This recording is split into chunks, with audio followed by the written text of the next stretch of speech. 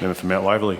Thank you, Mr Speaker. Now, last week in the House, many of us thanked the people of Victoria for their sacrifice and diligence in helping us contain the coronavirus.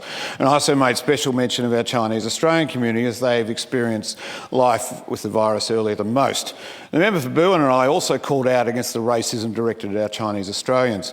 And Speaker, many of our Chinese Australians are anxious about this. I was extremely disappointed to hear last week in this House an Australian citizen named in this House. Aspersions were cast on this person. There was no evidence of impropriety and there was not even an allegation. Just a cheap political swipe that at its best is a clumsy attempt to debate a jobs issue. And Speaker, we should be better than that. And this at a time when we are seeing people from all backgrounds stand up against and expect us leaders to make change against systematic racism. As a middle-aged white bloke, I watched another Australian make a speech on Q&A last week about his life that made me feel a little uncomfortable. And that speech should make us feel uncomfortable. But that speech and this moment in time also gives me hope that in my life we will see change for our country.